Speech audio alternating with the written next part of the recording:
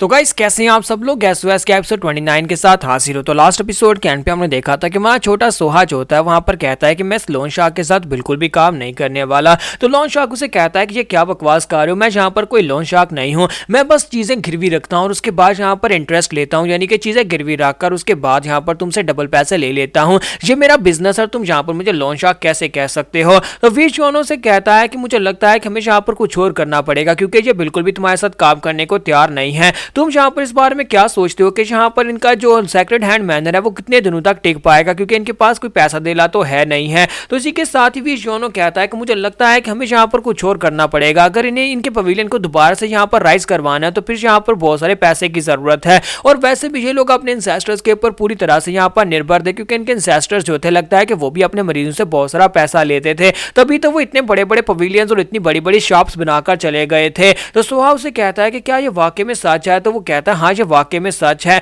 अब बताओ कि जरा एक मेडिकल ऑफिसर, एक मेडिकल डॉक्टर जो है अगर वो पैसे नहीं लेगा तो फिर खाएगा कहां से, और सारी की सारी जड़ी बूटियां जो अपने पास से लगा रहा है वो सारी की सारी आती कहां से हैं। वो सारी तभी आएंगे ना जब वो पेमेंट लेगा, तभी वो मरीज का इलाज कर पाएगा, लेकिन तुम लोग तो यहाँ पर फ्री में इलाज किए जा रहे हो। तो इसी के साथ ही वो शॉपकीपर भी उसे कहता है कि हाँ बच्चे जितने भी डॉक्टर्स होते हैं वो सारे के सारे बहुत ज्यादा अमीर होते हैं, मैं पहले भी तुम्हें ये बात बता चुका हूँ। तो माँ वी जोनो से कहता है सोहा तो क्या तुम यहाँ पर बिजनेस करने को तैयार हो। तो वो कहता है नहीं, मैं इस बंदे के साथ बिल्कुल बिजनेस नहीं करूंगा। तो वो दोनों ही जो होते हैं वहां पर से निराश होकर वापस आ जाते हैं। सोहा जो होता है यहाँ पर बिजनेस करने को तैयार नहीं होता। तो वहां वीर जोनो अपने रूम के अंदर आकर फिर से लेट जाता और कहता है छोड़ो उसे, मुझे लगता है कि वो बच्चा यहाँ पर बिजनेस नहीं कर सकता, वो यहाँ पर एक अच्छे दिल का मालिक है, इसी वजह से वो यहाँ पर इस तरह का कोई काम नहीं करना चाहता। लेकिन अब मैं यहाँ पर क्या करूं, मैं इनके लिए कुछ भी नहीं कर सकता, क्योंकि मुझे पैसे कमाने तो बिल्कुल भी नहीं आते। और इसी के साथ ही हमारे वीर जोनो को बाहर से आवाज आती है कि तो बाहर से किसी की आवाज आती है, एक लड़का चिल्लाकर कह रहा होता है कि छोड़ो मुझे, तुम ये कर क्या रहे हो, तुम मुझे क्यों मार रहे हो। तो बाहर एक गुंडे को दिखाता है कि गुंडा जो होता है उसने एक मरीज को रूम के अंदर से खींचकर बाहर लाया होता है और उसे कह रहा होता है कि जल्दी से ओनर को बुला कर लाओ,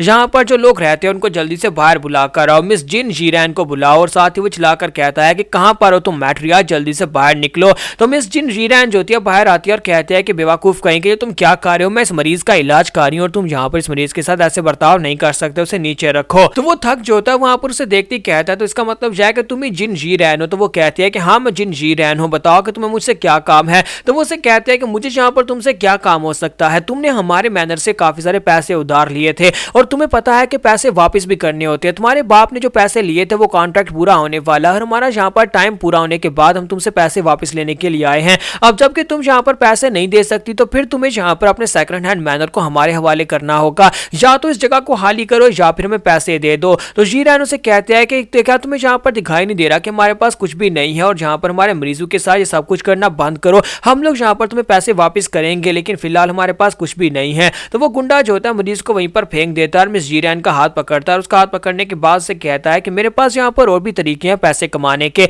यानी कि तुम लोगों से अपने पैसे वापस लिए जा सकते हैं, क्यों ना यहाँ पर तुम अपनी खूबसूरती को यूज करो, हम तुम्हें जाकर कोठे के ऊपर बैठाएंगे, दिन रात वहां पर काम करना, और मुझे लगता है कि 10 साल तुम्हारी बेचने के बाद हम लोग यहाँ पर इतना पैसा तो कमा ही लेंगे कि तुम्हारा डेब्ट जो है पूरा हो जाए, यानी तुम्हारे बाप ने जो पैसे लिए थे वो पूरे हो जाएंगे। अब वो इतनी बात करता है, इसी के साथ ही सोहा भागता वहां पर आता है और उसे पंचेस मारना शुरू कर देता है और कहता है गंदे आदमी मेरी बहन का हाथ छोड़ो। तो वो गुंडा जो होता है उसे वहीं पर किक मार कर नीचे गिरा देता है और कहता है कि अब ये चूजा कहां से निकल कर आया है, जबकि उसकी बहन उसे कहती है कि छोटे भाई तुम यहाँ पर से दूर रहो, तुम्हें बीच में आने की जरूरत नहीं है। तो इसी के साथ ही वो गुंडा जो होता है उसे कहता है कि जरा देखो तो सही, तुम यहाँ पर इस खूबसूरत चेहरे के साथ हमारे बहुत ज्यादा काम आओगी, मैं यहाँ पर तुम्हारी सेफ्टी का पूरा ध्यान रखूंगा ताकि तुम्हारे चेहरे को नुकसान ना पहुंचे, और साथ ही तुम्हारा छोटा भाई जो है उसे भी तो यहाँ पर सेफ्टी की जरूरत पड़ेगी, अगर तुम काम करोगे तभी तो यहाँ पर तुम्हारा छोटा भाई यहाँ पर पढ़ लिख कर कुछ बड़ा डॉक्टर बन पाएगा, वरना तुम्हारे साथ साथ तुम्हारे छोटे भाई को भी हम लोग नौकर बनाकर अपने साथ ले जाएंगे। और इसी के साथ ही अंदर से मरीज निकल आते हैं, वो सारे मरीज आकर उस गुंडे के ऊपर चढ़ जाते हैं और उसे कहता है कि हमारी डॉक्टर को मत लेकर जाओ, जो हमारी डॉक्टर है जो फ्री में हमारा इलाज कर रही थी।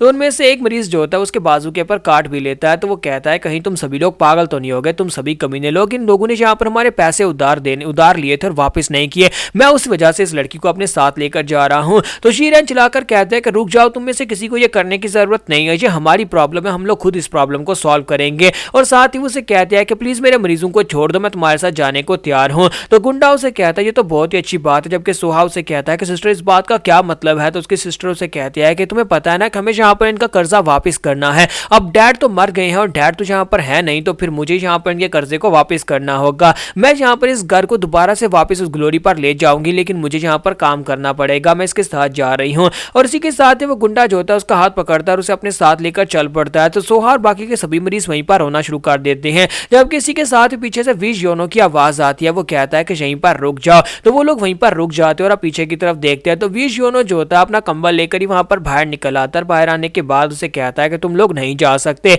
तो गुंडा कहता है कि अब तुम कौन हो। तुम्हारा विश योनो से अपना नाम बताता है, साथ उसे बताता है कि मैं तो बस यहाँ पर एक गेस्ट हूँ। तो इसी के साथ जब वो उसकी अपीयरेंस देखता है कि वो बंदा यहाँ पर पूरी तरह से कंबल में लिपटा हुआ उसके सामने आकर खड़ा हो गया है, तो वो कहता है क्या यहाँ पर कोई मजाक चल रहा है। और साथ ही वो कहता है कि चलो लड़की मेरे साथ चलो, जबकि मैं विश योनो आगे बढ़ता है और उसे कहता है क्या तुमने सुना नहीं, मैंने कहा कि तुम इसे अपने साथ लेकर नहीं जा सकते। तो गुंडा कहता है क्या इस कमीने का मसला क्या है, जहां पर मेरे सामने बार बार क्यों आ रहा है, क्या ये मरना चाहता है। तो विश योनो से कहता है अगर तुम इसे अपने साथ ले जाओगे तो फिर मैं यहाँ पर खाना किससे बनवाऊंगा, ये मेरे लिए खाना बनाती है। तो वो उसे कहता है क्या तुम्हारे लिए खाना बनाती है। तो वो कहता है हाँ ये मेरे लिए खाना बनाती है, अगर ये मेरे लिए खाना नहीं बनाएगी तो फिर मैं गाऊंगा कैसे। तो इसी के साथ ही वो गुंडा उसे कहता है तो इसका मतलब यह है कि ये लड़की जो इस घर की मालकिन है वो तुम्हारे लिए खाना बनाती है। तो विश योनो कहता है कि हाँ ये मेरे लिए खाना बनाती है। तो वो उसे कहती है लेकिन ऐसा क्यों। तो विश योनो से कहता है क्योंकि मैं इस घर का गेस्ट हूं, मैं यहाँ पर एक मेहमान बनकर आया हूँ। तो फिर साथ ही वो उसे कहता है कहीं तुम्हारा दिमाग तो नहीं खराब हो गया, तुम्हें यहाँ पर कहा ना कि यहाँ पर मैं गेस्ट बनकर आया हूँ। तो इसी के साथ गुंडा उसे कहता है कि शक्ल से तुम यहाँ पर एक भिखारी दिखाई देते हो। तो वो गुंडा उसे कहता है कि ये लड़की तो मेरे साथ जाएगी, और बाकी रही बात तुम्हारा खाना खाने की, तो तुम्हारे खाने खाने के लिए मैं यहाँ पर ऐसा बंदोबस्त करूंगा कि तुम्हें दोबारा खाना खाने की जरूरत ही ना पड़े।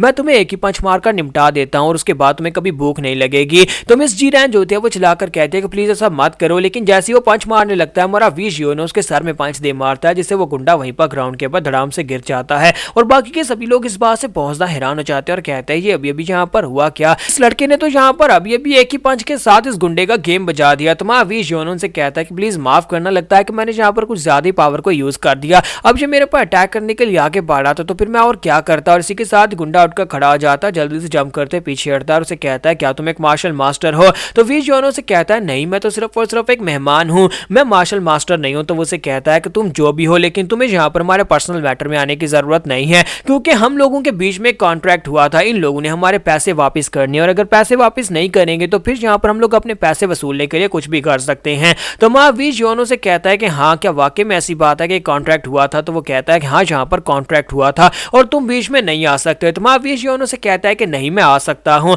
मैंने तुम्हें पहले भी कहा था कि तुम इस लड़की को अपने साथ नहीं लेकर जा सकते क्योंकि ये मेरे लिए खाना बनाती है। तो इसी के साथ ही गुंडा सोच रहा था कि एक तो ये मार्शल मास्टर मैं यहाँ पर इसके साथ बहस नहीं कर सकता, ना ही से फाइट में जीत सकता हूँ, और दूसरा ये जानबूझकर यहाँ पर बहाना बना रहा है खाने का, असल में यहाँ पर ये इस लड़की को जाने नहीं देगा। तो इसी के साथ ही उसे कहता है क्या तुम्हें पता भी है कि हम लोग कौन से सेक्टर से हैं, हम लोग डार्क अर्थ सेक्टर की ब्रांच सेक्टर हैं। तो विश योनो से कहता है कि ये ब्रांच सेक्टर क्या होता है। उसे कहता है कि डार्क अर्थ सेक्टर एक मेन सेक्टर और हम लोग उनके साथ एफिलिएटेड एक छोटा सेक्टर हैं, और हम लोग यहाँ पर उन्हीं के ऑर्डर्स को फॉलो करते हैं। अगर तुमने यहाँ पर मेरे साथ कुछ भी बुरा किया तो डार्क अर्थ सेक्टर तुम्हें नहीं छोड़ेगा। तो यहाँ पर हमारी एपिसोड 29 का एंड होगा। नेक्स्ट एपिसोड में देखेंगे क्या हमारा विश योनो अब यहाँ पर क्या करेगा, क्या वो डार्क अर्थ सेंटर में जाएगा और वहां पर जाकर उन सभी की बैंड बजाएगा या फिर यहाँ पर पैसों का बंदोबस्त करेगा।